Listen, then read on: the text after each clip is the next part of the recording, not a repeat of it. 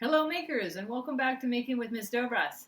All right, I'm really excited to transition into some fiber arts. We're going to start doing some fiber arts projects, which I love. And fiber arts is a fancy way to say art or making projects with yarn or string or sewing thread.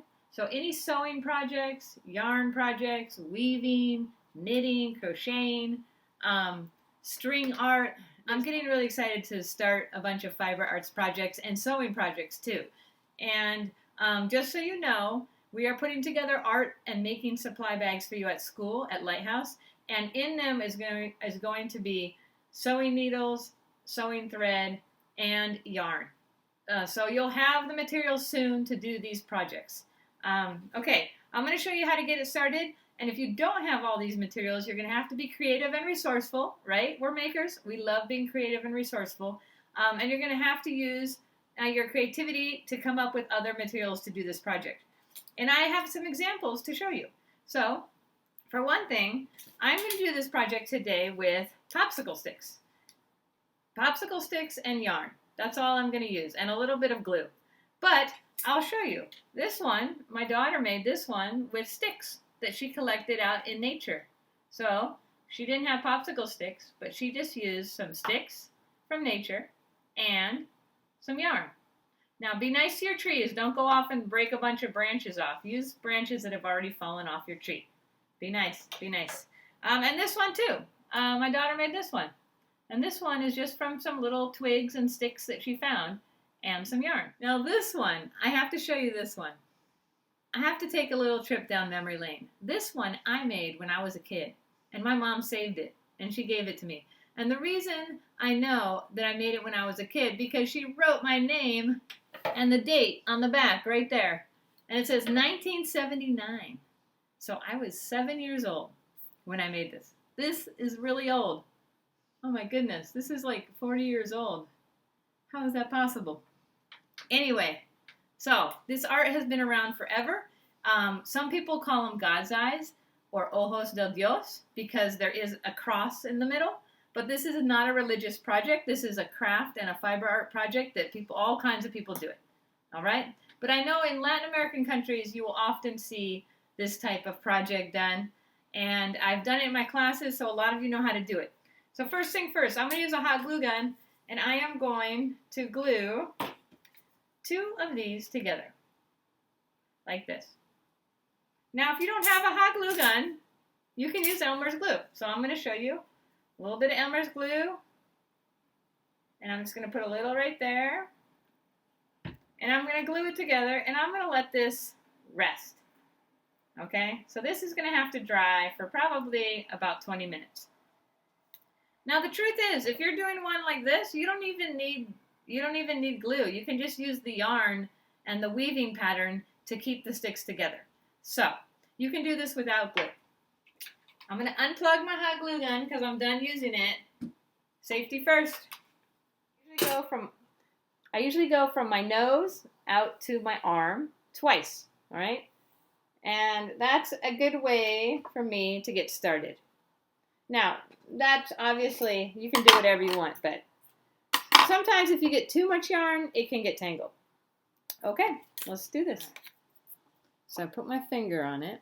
So I'm going to go around the string, and I'm going to go to the next one. And I'm going to rotate. I'm going to go around this one, and then I'm going to rotate. I'm going to go around the next string, and I'm going to rotate. I'm going to go around the next string, I'm going to rotate. I'm going to go around the next string, and I'm going to rotate. I'm going to go around the next string, and I'm going to rotate. Rotate means to turn the thing. And you're going to start to see a little diamond pattern start to form. I'm going to go around and rotate. Around and rotate. Around. I'm going under the stick and then over the top of the next stick. Now, can you see the little pattern that's starting to form? Now, one thing I want you to know is I'm not going over the top each time. I'm kind of looking at where the string lays, and I'm trying to go right next to it. Because what I want it to do is to come out on this I want to build it out wide onto the sticks. So if I just go over the top each time, it's just going to turn into a ball right in the top. So I'm kind of looking at where my yarn lays down. And I've done this before, so I know to watch that pattern. But makers are observers. You know, you want to really be mindful of how you're laying down the yarn. And whatever pattern you're following, you want to do the same pattern. Okay? So again, I'm going around the stick, under it, and then I rotate it, and I go around the next stick and under it. And then I rotate it, and I go around the next stick and under it. And as you can see, I am getting this really cool pattern that has a diamond in the middle. Now, I'm running out of thread here, okay? So I didn't have enough thread to finish. So maybe I didn't cut enough, but that's okay. We can just cut some together. Okay, so I'm going to start with the blue this time so I can have a different color. And I'm going to have to tie this to the other piece of the yarn. And I'm not going to cut the yarn this time because I don't want to run out of yarn. So, but either way, you can change colors as much as you want. So one way to do it is you take the two ends. You see how I matched up the two ends? Okay, right there. And I'm going to take the two ends, I'm going to wrap it around my finger. I'm going to make a loop, and I'm going to stick the two ends into it. That's one way to do it. So I basically tied a knot. Okay? Now I can trim this. I don't have to trim it now, but I can trim off a little bit that I don't need. But then I have a knot, and we can hide that knot later. So I kind of want to try to hide that knot. You don't have to, but you can hide it by kind of tucking it under the bottom and just weaving your pattern right over it. Or this isn't quite weaving, but it's following a pattern with yarn. And I'm going slowly, and I'm making sure that my line goes right next to the next line. I'm not going over like that, right? So I'm really following the pattern that I'm making. And even if you mess up, like if you don't always do it perfectly, it still looks pretty cool. That's why this is a great art to do. It's a great art to do when you're camping or outside because you can use sticks that you find in nature.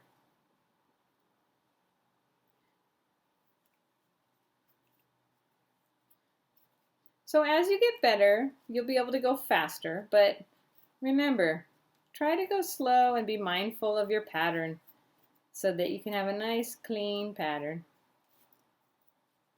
Okay, I'm going to fast forward this part.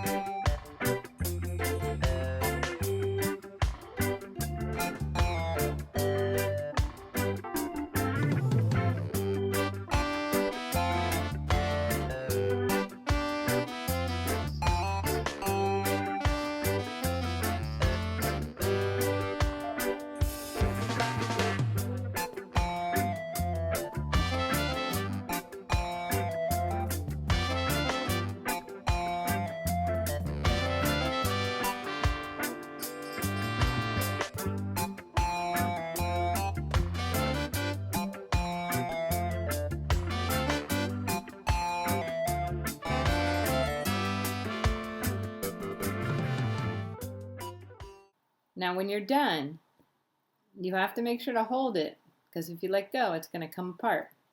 And then you need to tie it off. Now you can tie it off with a little knot. If you do a knot, you might want to do two. If you do a knot, you might want to do two knots just to make sure it doesn't come out. Now, if you have a little bit of hot glue or glue, you might want to put a dot of glue right there because then you have something you can hang it with. All right, so you might want to consider leaving a little extra so you can hang it.